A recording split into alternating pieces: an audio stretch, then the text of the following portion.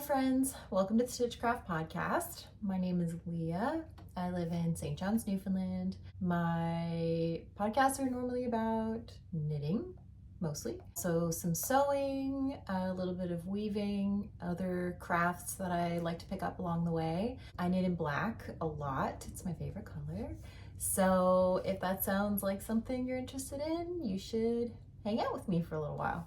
So today I have a lot of new projects going on and I'm really excited about them. I have 2 finished objects and a few works in progress. Yeah, so let's get right into it. First, I'll show you my finished objects. I have these beautiful socks that have little moths on them. They are a pattern that I just finished test knitting for Melody Hoffman or at B Mandarins, not sure. They are so magical and I feel like they're so perfect for this time of year. She called them the Midsummer night socks because she put the pattern out for testing at Midsummer, but now we are almost at Samhain and I think that these are coming out this month. Yeah, because the test is almost over. So you should check these guys out. They are so cute. And there's a tiny little embroidery detail here for their little antenna. And it's just so sweet. It's a really simple little embroidered detail. They are, I knit these with Rama Garn's sock yarn. So it's 100% wool and it's at like a fingering weight that has a really high twist, so it's stronger for sock knitting specifically. And I held it double with a strand of Knitting for Olive soft silk mohair. I believe in her pattern she used Iron Band by Istex and also a strand of mohair, so similar. You know, I think my weight, I think the Rama Garn called 2 trads. It's slightly heavier than the Iron Band. Yeah, they're like a really nice, thick, soft, like at-home sock. I don't think I'll wear them in my boots a whole lot until, well, maybe I will once the weather gets colder. But yeah, they're a really, really cute, cozy sock. I love them very much. And I'm so happy that I got the opportunity to test knit them for Melody. Her patterns are beautiful. They're whimsical, magical. She also has a YouTube channel where she does different videos about crafting, but also like kind of homesteady, foragey type of things. And it's so lovely and peaceful. I find her vibe so peaceful. So yeah, when this pattern comes out, you should definitely check it out. Really simple pattern, just a little bit of color work, and they're just like whimsical, like so cute. I can't wait to wear them. Yeah, so that's all I have to say about these. They're gorgeous. And then my other finished object is I finally put the pockets in my No Frills cardigan by Petitknit.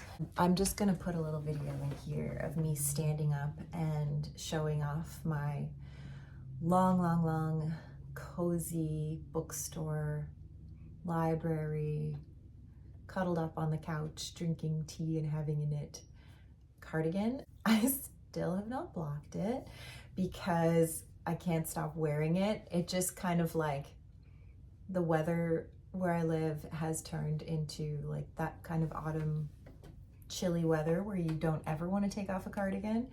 So I have not blocked it yet, but I love it so much. I think it still fits really nicely. Just the, you know, the band in the front kind of like goes in a little bit, but otherwise I still feel like it fits really nicely. This pattern is obviously, I mean, it's Petitknit, so it's very well written, easy to follow. The sizing is great for me. I knit mine in Knitting for Olive merino and mohair held together, and yeah, I just can't take it off because I love it so much. I've shown this in previous videos already, so I'm not going to talk too much about it.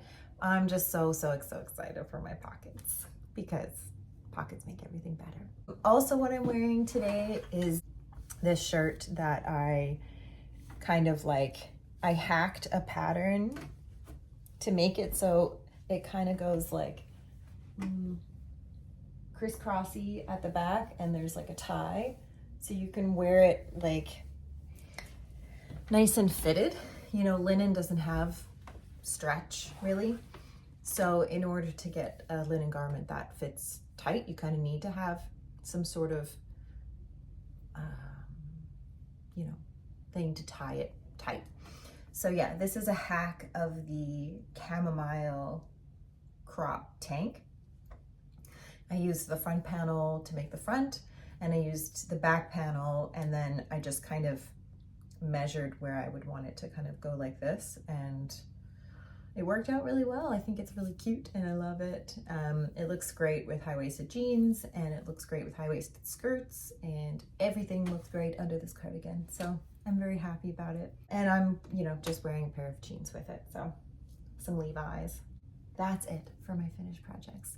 So I just cast on a new project. I'll talk to you about that in a minute. But first I showed this in my last video. I don't think I've really gotten a whole lot farther. Maybe I have.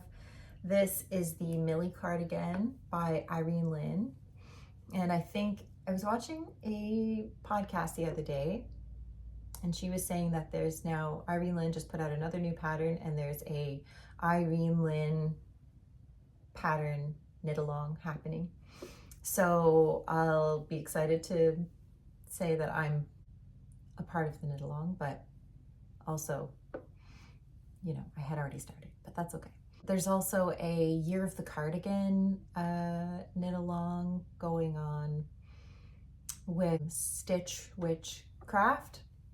I love her Instagram so much. So this can also be a part of that knit along. I feel like there are so many knit alongs going on right now that I can't even really keep up. So I've separated for sleeves, and it's got this beautiful, like leafy, foliagey kind of lace work. And then these like gorgeous cables, the lace work on the sleeve, and another cable. And then we've got the little front part here. Actually, I've separated for sleeves, but I haven't tried it on yet to see the fit. Maybe I'll do that now. I'm so excited to wear this. I'm really hoping to get it done before Christmas, because I think that this could be like a really beautiful, like neutral Christmassy. It's not Christmassy, it can be worn all year round, but it, you know, it's white, so. And oops, oh no. It's okay, it's okay.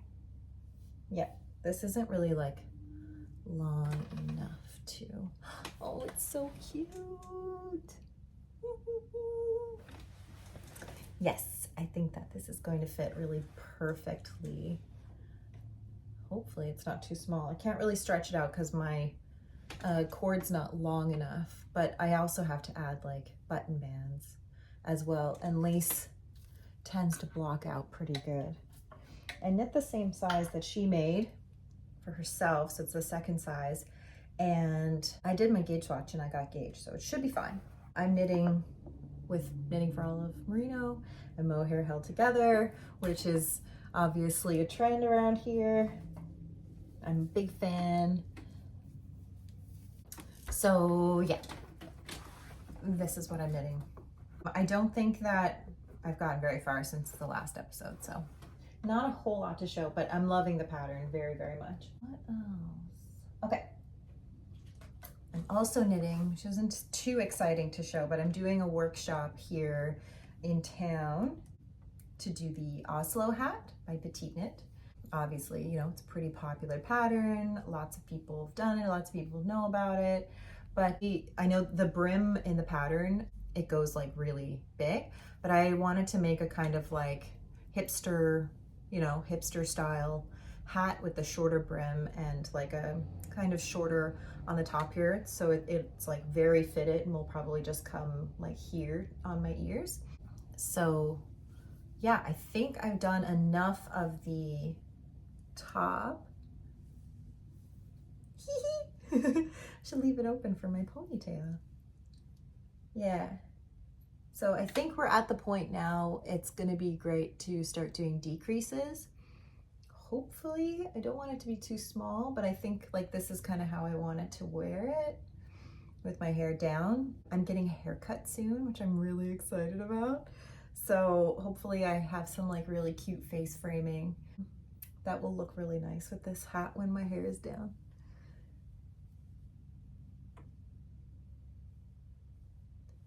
And that's that. It's the Oslo hat. Everybody knows about it. That's what I'm knitting. The last thing I have to show, I believe, is my newest cast on that I cast on yesterday. So there's a space that I'm using down the road from my house, and it's the cutest little studio space, and I have it for every Sunday where I have my little shop. So it's like a pop-up Sunday shop selling yarn and accessories, and I also am doing a Sunday sweater club there. So every Sunday at 1 o'clock, a bunch of really rad knitters come and they knit a sweater with me. So it's kind of for like people who have like a, you know, pretty basic general knowledge of knitting, who have done like, you know, mittens or hats or socks or whatever. And they've never knit a sweater before. Maybe they found it like a little intimidating. You know, a lot of people think that a sweater is like, you know, it's the thing, right? That you want to knit, and there must be so much to it. But honestly, if you know how to knit a pair of socks, you can knit a sweater. Like there's not a whole lot of other techniques to a basic, maybe German short rows, you know. There are a few little things that you can learn. If you already know how to knit socks, you can learn that. So that's kind of like the concept behind the Sunday Sweater Club. And it's like very like loose. If you've already started a sweater and you need help, if you're just wanting to knit a sweater and come hang out and have chats, it's really fun. I'm so happy about it. I've had like lots of interest. All the people that come are interesting and fun to talk to, and I'm just so happy to have this like day where I get to sit around and knit with like actual real live people. So I'm so excited about it. And a week or so ago, I saw a pattern come out by the Barrow, the Obsidian sweater, and I was like, that's the one I'm going to cast on for my Sunday Sweater Club, because, well, it's just gorgeous. I love the pattern. Immediately I felt drawn to it. Probably, you know, one of the main samples that she shows is in like black and cream or black and white. And so it just, you know, that calls to me.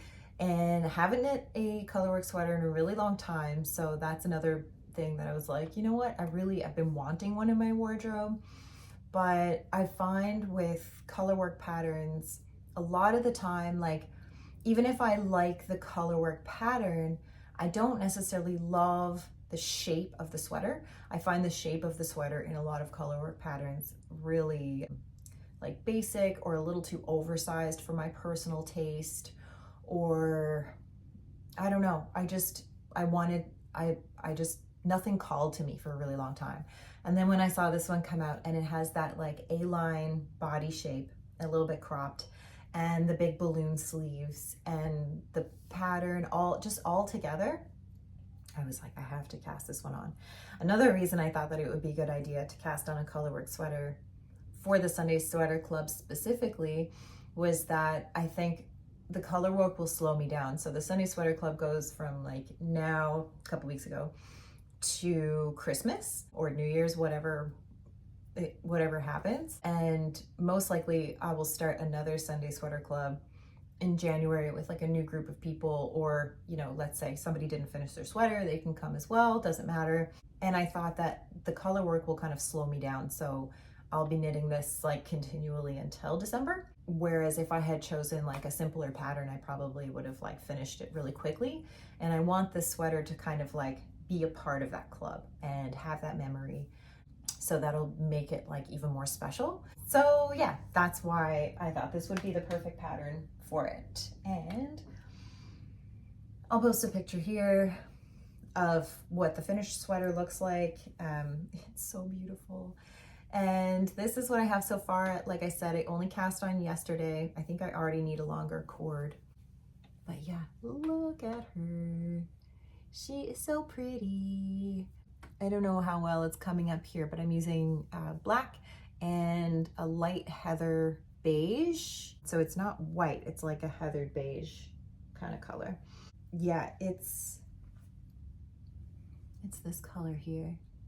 So it's like a warm, I don't know, I just love this neutral. It's so good. Both of the yarns that I'm using are Rama Garn, which is technically a sport weight, but I got gauge.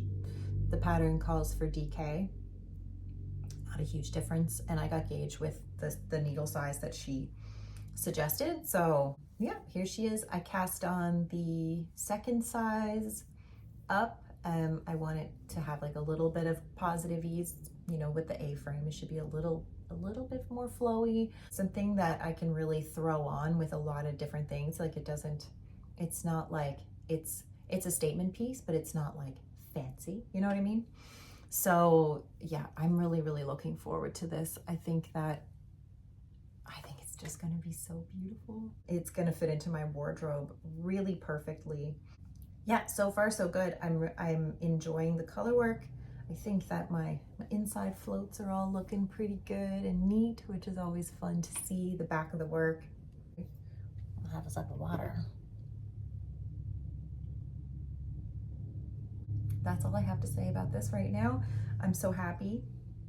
I can't wait for it to be a little bit, you know, more into the yoke so I can really see what's going on. Yeah, knitting color work, like it's a little bit slower for me, at least. I'm slower at it because I haven't figured out I can't, you know, I can't hold one on one side and one on the other side like a lot of other people do. I'm really terrible at continental knitting. I understand the concept. I've never taken the time to kind of like really practice it to get good at it. So usually when I'm knitting color work, let's see, I will knit with one color on top, and then I will take my bottom thread string yarn and hold it with this hand, and I feel like I get tension with that really well. I definitely just knit, but like not in pattern at all. So I'm gonna take back what I just did. Yeah, so I know I get a good tension by doing that. Hopefully one day I will take the time to learn to knit continental, but I don't want to do it with this pattern because I don't want my gauge to be all messed up. I really want this one to turn out really nicely.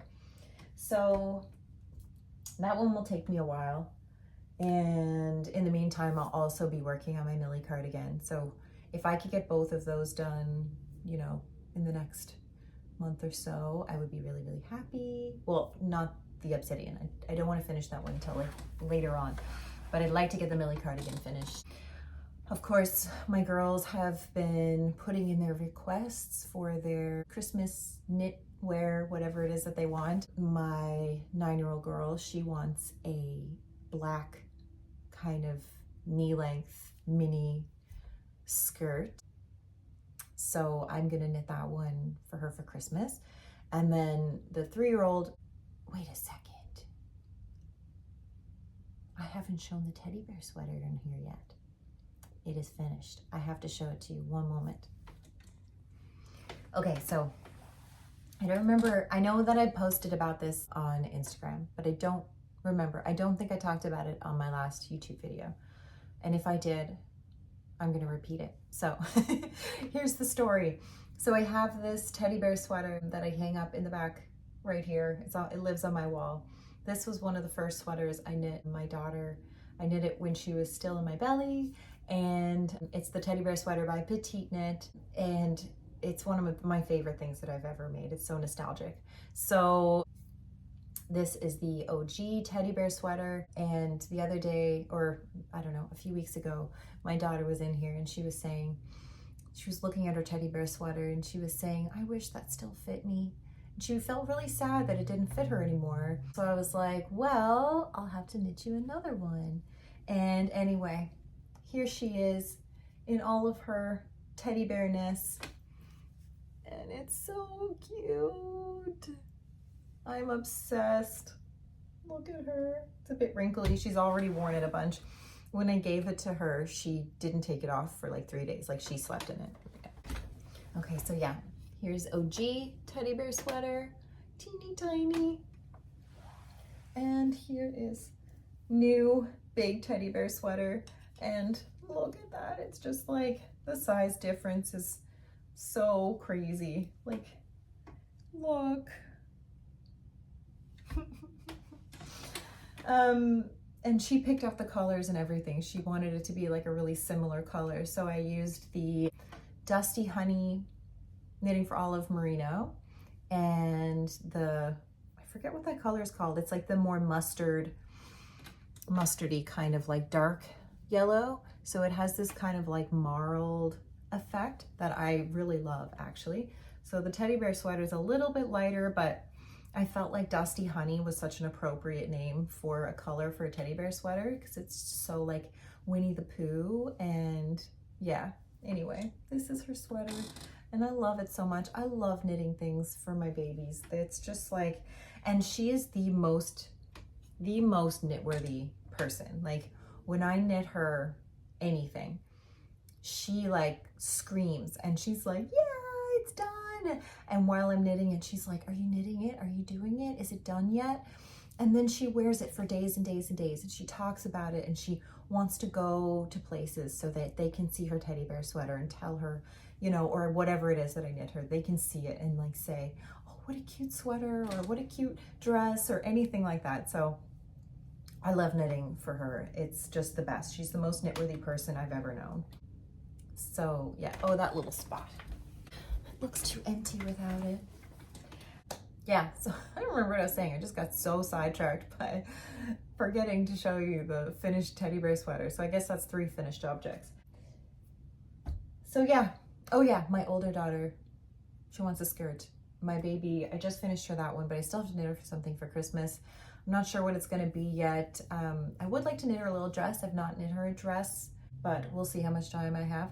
I also have to knit her a pair of socks. So a good friend of mine, Heather, they do yarn dyeing here locally in town. And she sent me a sample of her newest wool. It's 100% Corriedale, high spun for Mom, socks. we want a possible. Okay, can you get her one?